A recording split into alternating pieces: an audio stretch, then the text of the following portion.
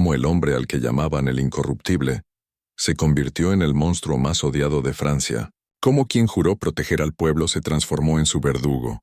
La respuesta yace en la historia de la caída de Maximilien Robespierre, un relato de cómo la virtud se convirtió en terror. La bala le había destrozado la mandíbula de tal forma que fragmentos de hueso se le caían de la boca cada vez que intentaba hablar. Durante 14 horas, el hombre que una vez envió a 17.000 personas a la muerte se sentó desangrándose en una silla del Comité de Salvación Pública. Su rostro estaba envuelto en vendajes sucios, mientras sus antiguos aliados celebraban su caída en la habitación de al lado.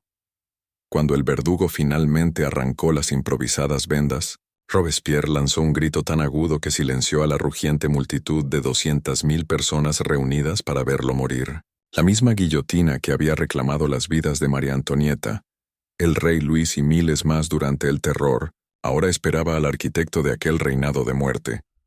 Este era el hombre aclamado como el incorruptible, el abogado que vestía el mismo sencillo abrigo marrón cada día, rechazando sobornos y regalos. Durante 3 años Robespierre había sido la figura más temida de Francia. Firmaba sentencias de muerte con la misma naturalidad con la que la mayoría firma cartas. Un amigo de la infancia podía ser enviado a la guillotina sin dudarlo. Su firma era una sentencia de muerte. Pero aquel día de verano, Maximilien Robespierre ya no era temido. Era simplemente otro hombre destrozado esperando morir. Su ascenso comenzó con una única convicción que acabaría por consumirlo. La virtud podía imponerse a través de la violencia. Nacido en Arras, estudió Derecho y creía genuinamente que la Revolución Francesa podía crear una sociedad perfecta. Mientras muchos revolucionarios disfrutaban de buenos vinos y aceptaban sobornos, Robespierre vivía en una diminuta habitación alquilada. Comía frugalmente y trabajaba 18 horas al día, sin poseer más que sus libros, su ropa y una fe inquebrantable en que solo él entendía lo que Francia necesitaba.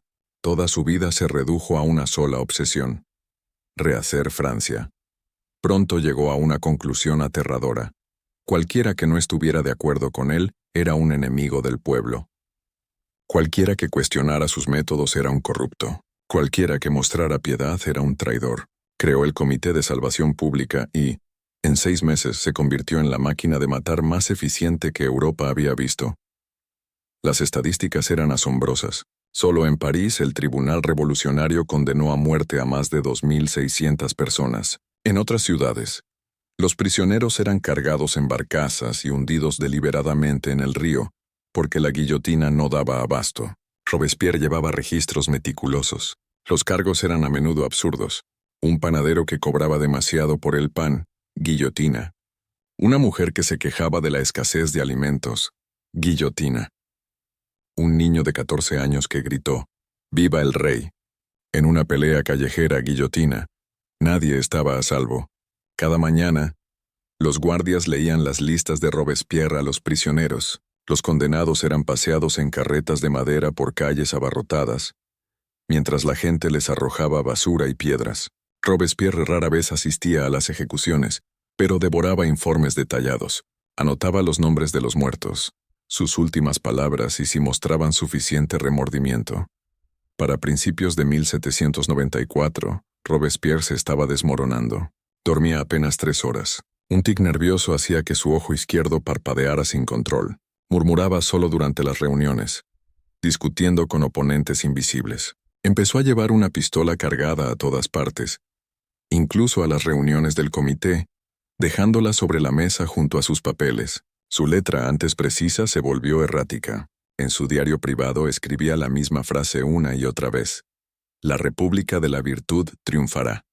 Entonces llegó una nueva ley que aceleró los juicios. Las ejecuciones se triplicaron de la noche a la mañana, pero esta vez, Robespierre había ido demasiado lejos. Sus colegas se dieron cuenta de que, si no lo detenían, sus propios nombres aparecerían pronto en sus listas. Se celebró una reunión secreta para planear lo que llamaron la acción necesaria. Sabían que solo tenían una oportunidad. El plan era simple: convencer a suficientes miembros de la Convención Nacional de que Robespierre pretendía arrestarlos a todos y atacar antes de que él pudiera actuar. El día de su caída, Robespierre entró confiado en el palacio.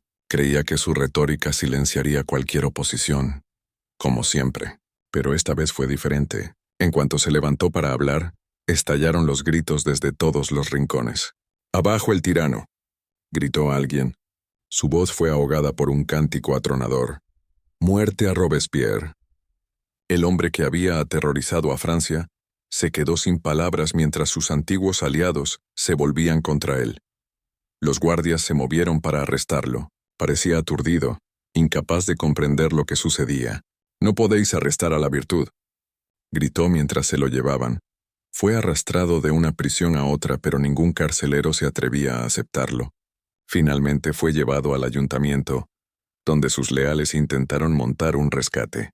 Pero cuando intentaron marchar sobre la convención, las calles estaban vacías. El hombre que decía encarnar la voluntad del pueblo descubrió que al pueblo ya no le importaba escucharlo. Al amanecer, las fuerzas leales a la convención asaltaron el edificio. En el caos sonó un disparo. Algunos dijeron que intentó suicidarse, otros que fue un accidente. Otros juraron que un joven gendarme le disparó deliberadamente. El resultado fue indiscutible. La bala le pulverizó el hueso de la mandíbula izquierda. Se desplomó, sangrando profusamente pero aún consciente. Allí, en el Comité de Salvación Pública, se sentó en agonía durante las siguientes 14 horas, esperando la muerte. Experimentó el mismo tormento psicológico que sus víctimas, la certeza de la muerte sin saber cuándo llegaría. Incapaz de hablar, se sentó en la silla donde había firmado innumerables sentencias de muerte, obligado a escuchar cómo sus colegas celebraban su caída. A las 4 de la tarde, Robespierre y 21 de sus aliados fueron cargados en las carretas de la muerte. El viaje, normalmente de 45 minutos, se extendió a casi 2 horas mientras la multitud bloqueaba las calles, lanzando insultos. «Ahí va el monstruo», gritaba la gente. Su aspecto era el de un hombre derrotado. Las vendas empapadas de sangre, el abrigo roto y manchado, el pelo encanecido por la paranoia. Cuando las carretas llegaron al cadalso, el rugido de la multitud fue ensordecedor. 200,000 almas se habían congregado. No era curiosidad, era venganza. Entonces llegó el momento que nadie olvidó. El ayudante del verdugo arrancó las vendas ensangrentadas. Su boca se abrió y lanzó un grito tan desgarrador, tan animal, que por varios segundos toda la plaza enmudeció. Alguien gritó: «Ese es el grito de todas sus víctimas». El silencio se rompió y la multitud estalló en vítores. La cuchilla cayó. La muerte fue instantánea. La ciudad estalló en celebraciones que duraron toda la noche. Casi de inmediato, la maquinaria de la muerte se detuvo. El tribunal revolucionario fue disuelto. Las ejecuciones masivas cesaron. Los prisioneros que esperaban una muerte segura fueron liberados. Por primera vez en un año, París estalló en conversaciones como si la vida misma hubiera estado en pausa. Era como si Francia hubiera estado conteniendo la respiración y por fin pudiera volver a exhalar. A diferencia de otros líderes, Robespierre y sus aliados fueron tratados como basura. Sus cuerpos fueron arrojados a una fosa común y cubiertos con cal viva. No se colocaron marcadores. El hombre que documentó obsesivamente la muerte de miles de personas dejó el mundo sin siquiera una piedra que marcara la suya.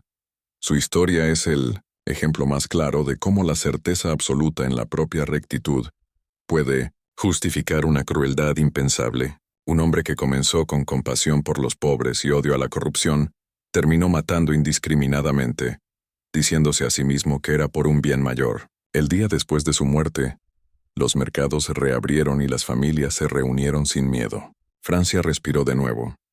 Mientras tanto, el nombre de Robespierre se convirtió en una maldición y una advertencia. El hombre que una vez tuvo a Francia en sus manos se desvaneció en una tumba sin nombre.